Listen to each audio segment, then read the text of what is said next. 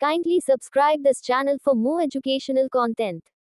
Sonnet 29 Full Text 1. In disgrace with fortune in men's eyes, I all alone beweep my outcast state, and trouble deaf heaven with my bootless cries, and look upon myself and curse my fate, wishing me like to one more rich in hope, featured like him with friends possessed, desiring this man's art and that man's scope.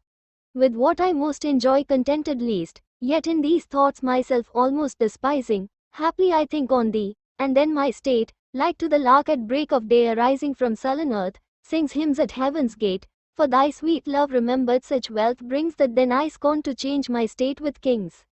Summary. Sonnet 29 explores the speaker's feelings of despair and envy, but ends with a powerful emotional uplift brought by the thought of a loved one.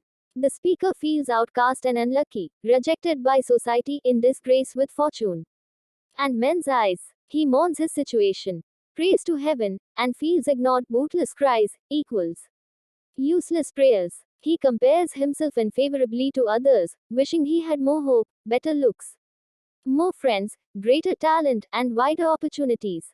Despite enjoying some things in life, he feels little satisfaction. His self-worth is at its lowest, but then, he thinks of the person he loves, and his mood transforms, like a lark rising from the dark earth and singing at heaven's gate. His spirits soar. The thought of that love brings him such joy and inner wealth that he wouldn't trade places even with a king.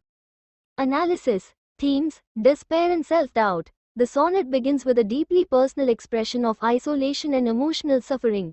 Envy and comparison. The speaker envies others' fortunes, talents, and social success, a common human struggle.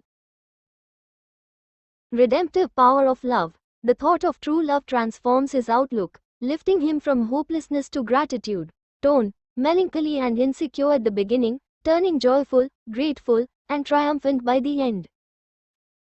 Literary devices. Alliteration, beweep my outcast state, and sings hymns at heaven's gate, emphasize emotion and lyrical flow.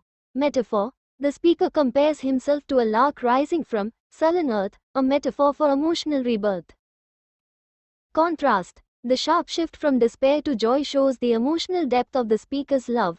Volta, turn, the change in tone occurs at line 9, yet in these thoughts, a classic structural feature of Shakespearean sonnets.